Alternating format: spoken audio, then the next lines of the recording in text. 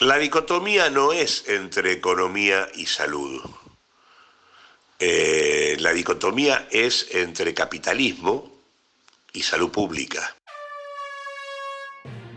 ¿Qué pasa cuando se juntan a conversar un politólogo apasionado por los datos y un comunicador con ternura artística sobre este mundo que cada día gira con más intensidad? Bueno, eso podría durar horas y horas. Acá se ponen de acuerdo para que sean unos minutos de reflexión Sobre la incidencia de las nuevas tecnologías en nuestras vidas, la forma en que nos movemos cómo nos organizamos, o algún tema que busque cambiar un poquito aunque sea un poquito, este mundo. Bienvenidos, bienvenidas a un nuevo capítulo de Otro Mundo que se llama Econosalud. Este es el capítulo número 3 de la temporada ACDC. Soy Nicolás Barcos y tengo el gusto de compartir este bello programa con mi amigo y excelentísimo comunicador Martín Carvalho Blanco. Hola a todas y todos, les recordamos que este capítulo forma parte de un podcast que estamos haciendo a 10.000 kilómetros de distancia. En mi caso desde Barcelona y Nico desde Buenos Aires. En esta temporada tomamos algunos disparadores que esta crisis del COVID-19 nos trae a la mesa. La idea es reflexionar, debatir, compartir opiniones y pensar el mundo que se viene. En esta ocasión nos preguntamos, ¿qué hay de cierto en la disyuntiva economía o salud? ¿Pueden convivir ambas? ¿Qué es más importante? Y por último, ¿cuáles son los distintos caminos posibles? Para poder responder estas preguntas, contactamos a 4 personalidades que nos dieron su opinión y estoy seguro que les van a ayudar a pensar estas cuestiones. Quien escuchábamos en el inicio es Claudio Lozano, economista argentino y actual director del Banco de la Nación Argentina. Nos va a dar una mirada desde la gestión pública. Asimismo, vamos a contar con la voz de María Soledad Copiano, economista y periodista ecuatoriana. Ella nos brindará un análisis económico general. Marcelo Daeli, biólogo argentino, ex vicepresidente del Consejo Nacional de Investigaciones Científicas y Técnicas de Argentina, más conocido como CONICET, y actual presidente de BioAdvisory Sociedad Anónima, nos va a incursionar en el mundo de la ciencia y la salud. También Luis Chero Giraldo, médico cirujano peruano, que nos va a contar sobre las problemáticas actuales del mundo de la salud. Le consultamos a María Soledad sobre el rápido avance del virus y nos dio su impresión. La economía y la salud son totalmente complementarias. Partamos de la idea básica. Sin salud no podemos ir a los trabajos y si no trabajamos no hay economía. ¿Qué es lo que ha pasado? Nadie podía imaginarse o quizás no creíamos en lo que iba a ocurrir sobre la rápida propagación y la agresividad de este virus, hasta llegar al punto de que las empresas y los negocios dejaron de operar al mismo tiempo, justamente para salvaguardar al capital humano. Para graficarlo, María Soledad nos dio este ejemplo. Imaginémonos una máquina enorme y que una sección importante de esta máquina, que se supone que funciona constantemente, se detiene bruscamente. El COVID ha infectado a la máquina de movimiento perpetuo. Y es que ninguna economía moderna había experimentado algo como esto. Es ahí donde pareciera que cuando hablamos de economía y de salud estamos hablando de agua y aceite, cuando no. La una ha enfermado a la otra y es que se necesitan, porque sin salud no consumimos, no producimos ni podemos generar ingresos. Interesante la metáfora que plantea, ¿no? Claudio, como funcionario del Estado y desde una perspectiva más crítica, nos plantea lo siguiente. La dicotomía no es entre economía y salud. La dicotomía es entre capitalismo y salud pública. Esta es la dicotomía real. La economía no es neutra, lo que rige es un determinado modo de organización de la producción y de funcionamiento del régimen económico, que concretamente es un régimen de acumulación de excedentes, y un régimen organizado en base a la rentabilidad plantea efectivamente puntos de contradicción con el desarrollo de la salud pública en todos los planos. Siempre ha sido así.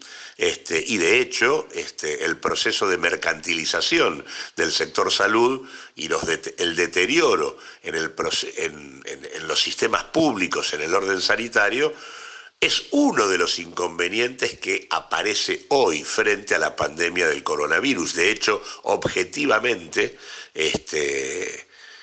la necesidad de, digamos, poner en marcha mecanismos de cuarentena que obliguen a aplanar la curva de contagios está asociado a la necesidad de que la demanda sobre el sistema de salud no lo haga colapsar.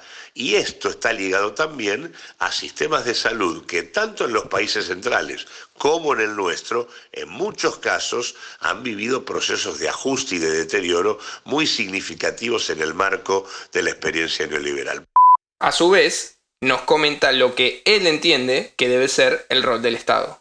Hay que tratar de dar un debate sobre el tema del Estado en otro sentido, con otra orientación, y que parte de decir lo siguiente: en contextos donde uno tiene prácticamente a la mitad del planeta en cuarentena, o como estamos acá en la Argentina, con una situación de una pandemia que nos obliga a una cuarentena realmente bastante dura. En este contexto, lo que desaparece es la posibilidad de pensar en que el mercado asigne de manera eficaz los recursos, porque por definición el funcionamiento del mercado está obturado. Ni la oferta ni la demanda funcionan con normalidad. En realidad, los ingresos se desmoronan, desmoronándose la demanda, y al mismo tiempo se paraliza la producción. Consecuentemente, no hay mercado que pueda asignar recursos. Y en este tipo de contextos, lo que hay que definir es que es el Estado, en nombre de la comunidad, institucionalizando métodos de participación efectivos, el que debe comandar la conducción de este proceso, en términos tanto de planificación de la producción, del consumo como de la inversión. Claudio nos deja en claro que la oferta y la demanda pierden el equilibrio, afectando la producción y el consumo. Pero, ¿por qué sucede esto? Como bien dice Claudio, la mitad de la población se encuentra aislada. Tengamos en cuenta que según datos de la AFP, la agencia de noticias francesa, más de 3.900 millones de personas han sido invitadas u obligadas a quedarse en sus casas. Para explicar el objetivo de esta medida, le preguntamos a Marcelo por qué hay que aislarse y cuáles son las características de esta pandemia. Una epidemia afecta tanto la salud de la población como la economía, y esto por varios motivos. El primero, porque quienes trabajan, que son los que generan riquezas, son quienes tienen que defenderse o protegerse de la infección. Al tratarse de una enfermedad novedosa, no contamos con defensas naturales, con anticuerpos, con una inmunidad generada en la memoria inmunológica, y por lo tanto la única manera de evitar la diseminación y la propagación del agente infeccioso es el aislamiento. Y el aislamiento genera, por lo tanto, condiciones que afectan el desarrollo económico, la actividad económica. Primero, una epidemia en donde la difusión y la propagación de la enfermedad se produce sin tener, donde todos los miembros de la población son susceptibles porque no existe nadie protegido por una inmunidad previa. Esta condición puede generar picos enormes de infectados, y ese pequeño porcentaje de infectados que generen enfermedades graves que tengan que ser tratadas en condiciones hospitalarias de emergencia, en terapias intensivas, sometidas a respiradores, etcétera, etcétera, puede desbordar absolutamente la capacidad hospitalaria, con lo cual se generan condiciones en donde los infectados no pueden ser en todos los casos tratados, y además muchas otras patologías tendrán que ser dejadas de lado porque las condiciones hospitalarias no permiten el acceso a las condiciones de salud, de poder regenerar la salud. Y segundo, el Estado tendrá que ocuparse de sostener las condiciones económicas de aquellos que serán más perjudicados por estas condiciones. Efectivamente, al impedir las aglomeraciones del contacto, muchísima gente pierde su capacidad de obtener los recursos económicos a partir de desarrollar las actividades que originalmente realizaba con este propósito. Es, por lo tanto, muy importante atender desde el Estado las cuestiones económicas en los sectores más vulnerables. Para tomar un ejemplo, le preguntamos a Luis sobre la situación particular que está viviendo y cómo repercutió la aparición del COVID-19 en Perú. La aparición del COVID-19 acá en Perú lamentablemente ha afectado mucho el trato diario con mis pacientes y trabajadores, porque aumentó el factor de riesgo psicosocial, aumentó el estrés, aumentó la ansiedad, seguridad. Esto debido a la baja economía que se ha generado a partir de marzo. Todos los rubros se vieron afectados y el trabajador común independiente ya no tiene ese ingreso. Al tener mayor riesgo psicosocial, disminuye la inmunidad por lógica y por ende la persona se vuelve más vulnerable al COVID-19, agravando aún más la situación. Creo que una de las problemáticas más graves en Perú ha sido que los hospitales se han saturado y muchos de mis trabajadores, de mis pacientes, con tratamientos y controles habituales, han tenido que postergar estos tratamientos porque no pueden acudir al hospital común, porque ahora hay alerta roja y solo pueden acudir si está en riesgo de vida. Es decir, un trabajador normal que tenía un control mensual, quincenal, va a tener que postergarlo hasta en 6 meses y por ende su salud se va a ver afectada.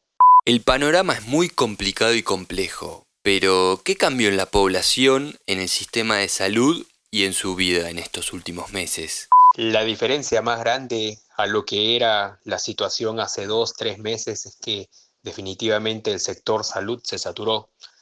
Personalmente tengo ahora 4 veces más trabajo, me estoy acostando más tarde y mi vida personal prácticamente se agotó. Lamentablemente hay el otro factor poblacional, la gente que se quedó sin empleo, lo cual se ve reflejado en el mayor temor del ciudadano y la mayor incidencia de enfermedades, lamentablemente.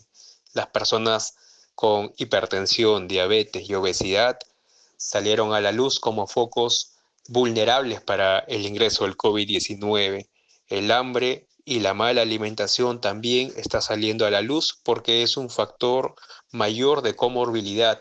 Tengamos en cuenta que Perú fue el primer país de Latinoamérica en decretar la cuarentena general y obligatoria el 15 de marzo, además de establecer el cierre de sus fronteras. Imaginemos la gravedad de la situación en países que sufren esta pandemia y aún hoy no han tomado cartas sobre el asunto. ¿De qué manera el Estado puede fomentar el desarrollo de iniciativas que mitiguen los efectos de este virus?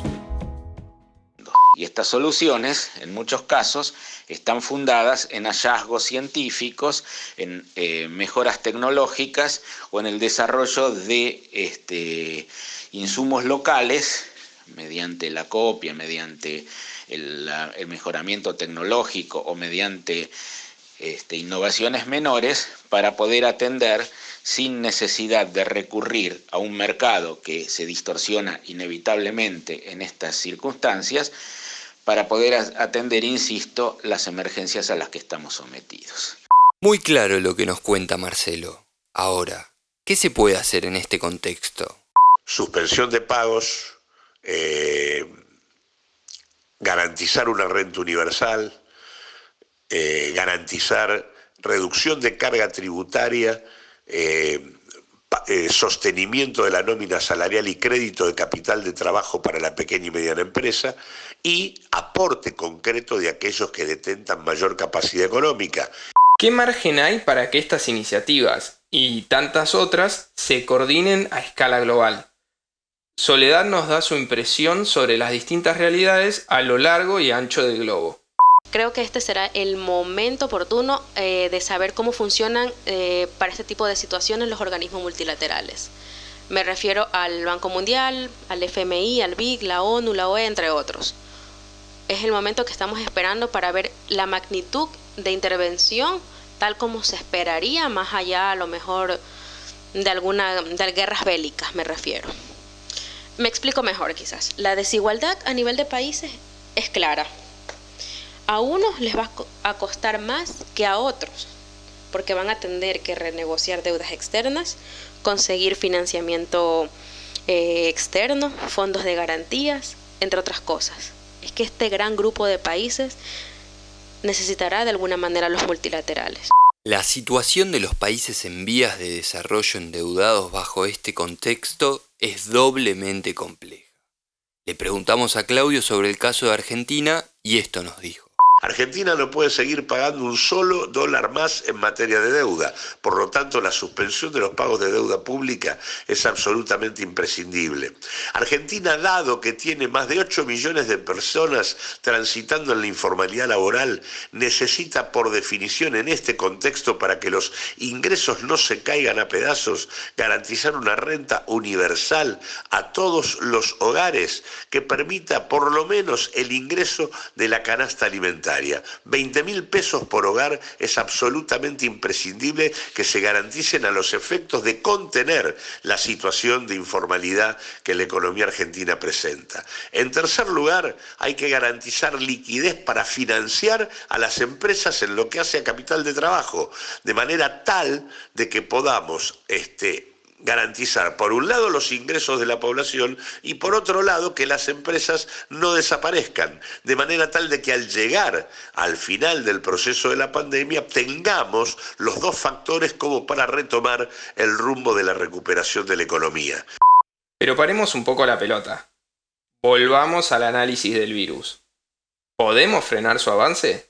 Sí, toda epidemia generada por un agente patógeno novedoso para una población, en este caso es para toda la población planetaria, por lo tanto hablamos de pandemia, se puede frenar cuando podemos desarrollar inmunidad en un porcentaje alto de la población, de tal manera que el virus que está replicando en un paciente no puede encontrar para su propagación otros hospedadores que le permitan su acceso y su replicación.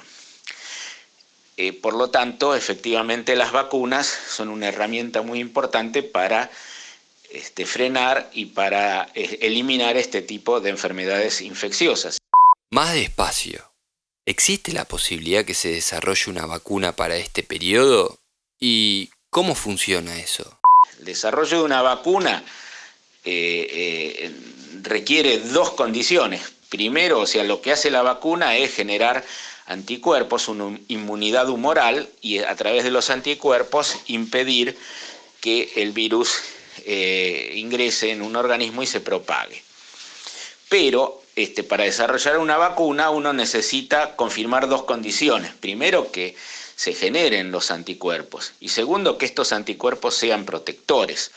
¿Y cómo puede uno demostrarlo? Bueno, generalmente a través de vacunar determinados grupos poblacionales y enfrentarlos a otros no vacunados y hacer seguimientos históricos a lo largo del tiempo para poder confirmar esta circunstancia.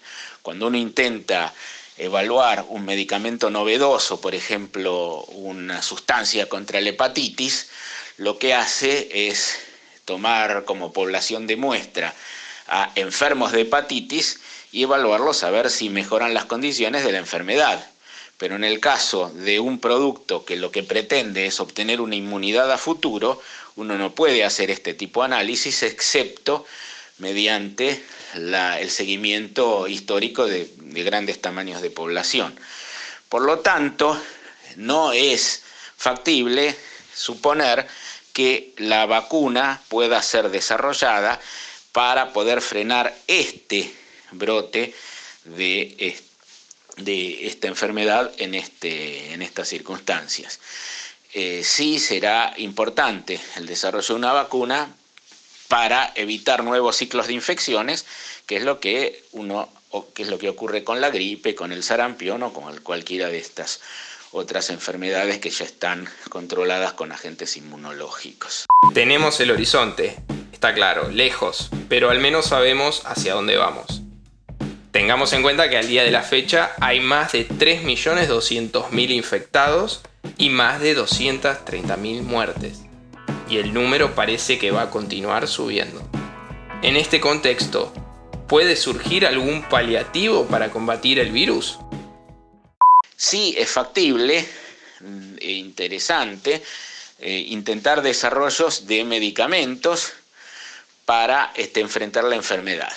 Es muy difícil encontrar medicamentos que sean antivirales, o sea, que ataquen exclusivamente al virus, porque el virus es una partícula que replica en el organismo utilizando los medios funcionales del organismo hospedador. O sea, para uno poder eliminar el virus tiene que eliminar la célula donde el virus replica, o sea que tiene que atacar al propio organismo. Es por lo tanto muy difícil encontrar agentes antivirales, agentes que sí han podido encontrarse en virus muy particulares que tienen sistemas de replicación muy distintivos, como es el caso de los retrovirus, pero este no es el caso.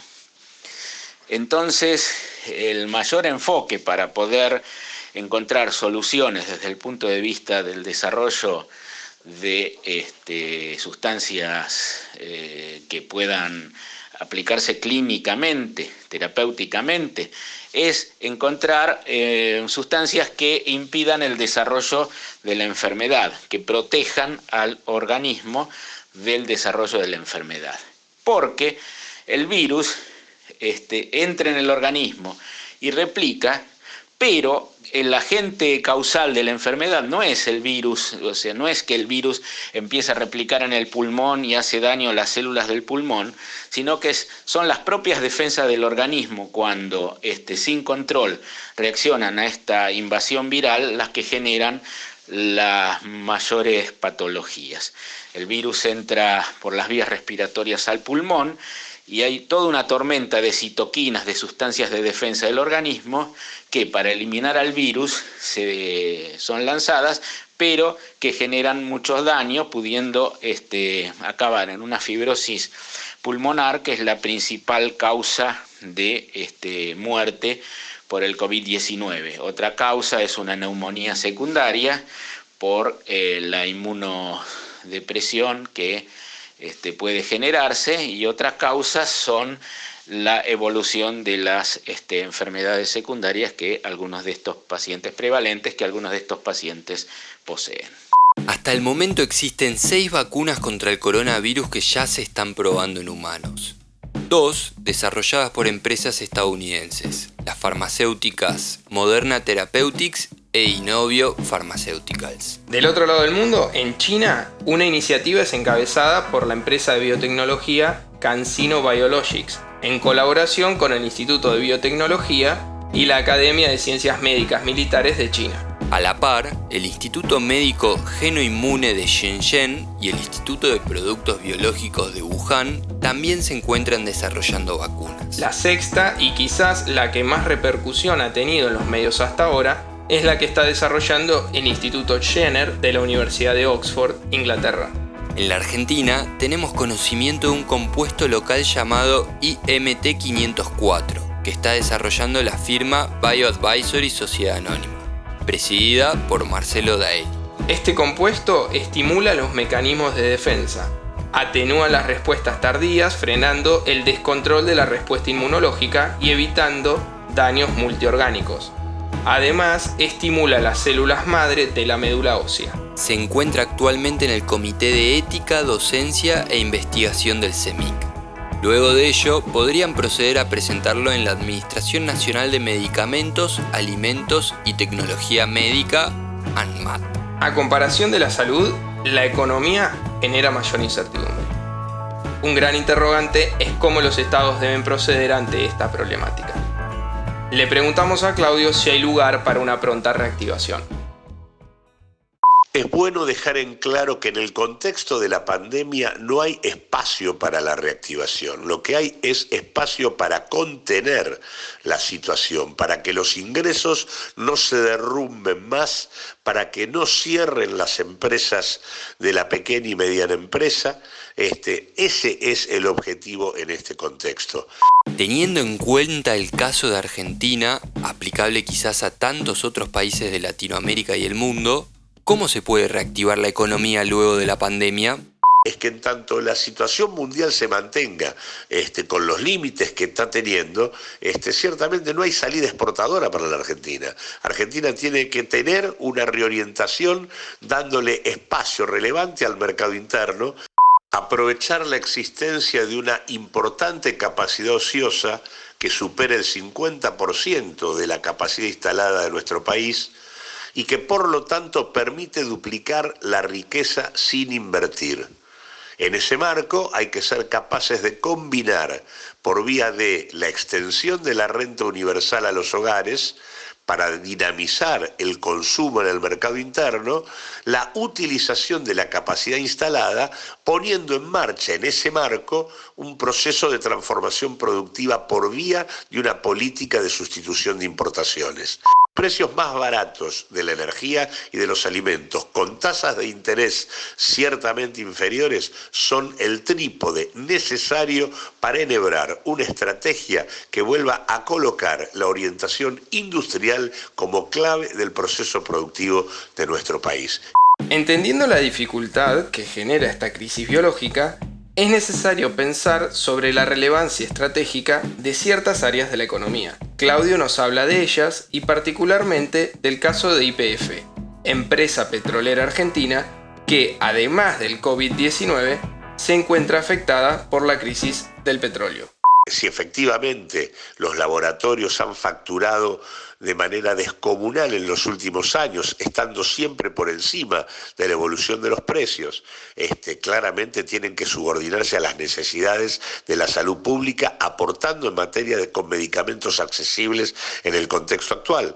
Y del mismo modo las tarifas que le permitieron tanto a las petroleras como a las distribuidoras de gas y de energía eléctrica tener facturaciones monumentales en los últimos años, claramente tienen que ser capaces de sostener el servicio sin costo alguno, asumiendo a pérdida el mantenimiento del servicio público en concreto. Declarar de interés público y de utilidad pública aquellas actividades que son esenciales frente a la situación de pandemia que estamos atravesando, de manera tal de destinar recursos priorizando esas actividades, pero también subordinando el comportamiento de aquellos actores que en muchas ocasiones terminan boicoteando la situación. Por lo tanto, me parece que es clave, como otra gran línea de acción, la definición de sectores que son estratégicos en este momento. Y en ese sentido hay también un punto clave en este contexto, donde además a nivel internacional asistimos al derrumbe de los precios del petróleo, donde con claridad se están cayendo a pedazos los papeles de la petrolera estatal, de YPF, que hoy ubica sus acciones en torno a valores que no llegan ni siquiera a los $4 por acción. Es absolutamente un momento fenomenal de oportunidad para que nosotros compremos por muy poco dinero el 49% de las acciones que todavía nos resta recuperar de la petrolera estatal. Nosotros necesitamos privilegiar el autoabastecimiento a precios accesibles en el marco de un cambio en el modelo energético que nos haga salir de la dependencia exclusiva de los hidrocarburos al desarrollo de las energías limpias. Decididamente en la economía existen áreas de mucha relevancia para sostener la producción y el consumo. Si de sectores estratégicos hablamos, María Soledad nos comentó lo que pasa en el sector de la salud. Está claro en el sector sanitario. Muchos países habían reducido el presupuesto de este sector. ¿No es eso quitar relevancia a un sector? Te pongo el ejemplo del Titanic. Los países actuaron como los dueños de este transatlántico. No creían que podrían naufragar a tal magnitud que no tuvieran suficientes botes salvavidas. el sistema de salud de todos los países se ha visto afectado, llevándose a la economía de promedio. Después de haber escuchado a nuestros invitados, debes tener algunas certezas como así interrogantes. Formalizar una falsa disyuntiva entre destruir la economía a costa de salvar vidas o permitir que la economía todavía respire sacrificando millones de vidas deja de lado nuestra capacidad central de seres humanos. Esta crisis económica está desencadenada por la muerte de miles en diferentes partes. Y, probablemente, hubiese sido muy difícil imaginar algo así. Es central construir una estrategia de salida ya, que nos permita poder volver a retomar la economía y también defender la salud. Cuando se sofoca una, se sofoca la otra. Y al final del día, somos todas y todos seres humanos. Claro, parece ser que la economía, tal como la entendíamos, encontró su propio límite.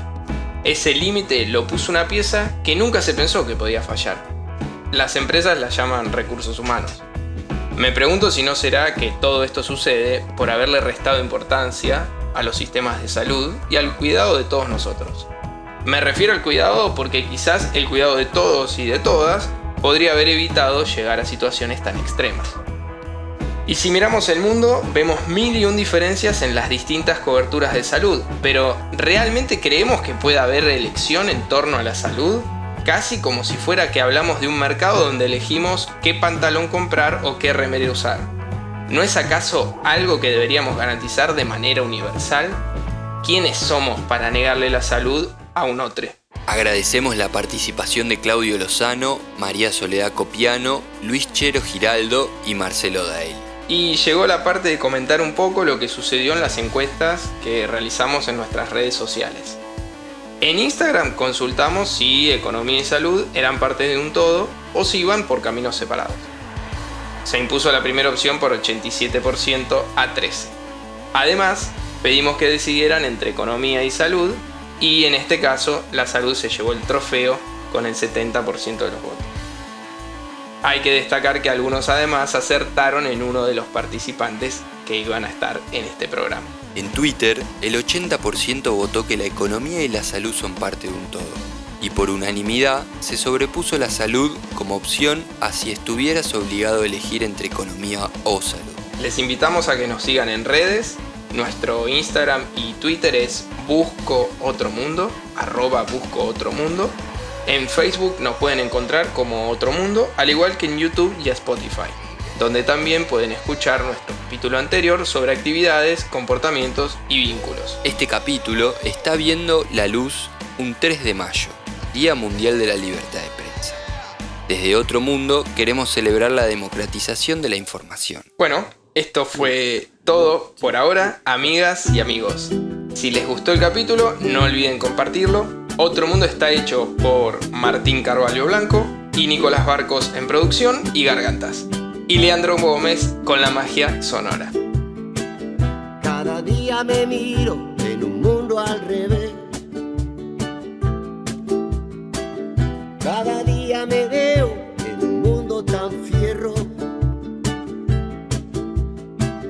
Cada día es un día, un volver a nacer. Cada día yo grito a la luna mi celo. ¿Y ahora qué vamos a hacer? ¿Y ahora qué? ¿Y ahora qué vamos a hacer?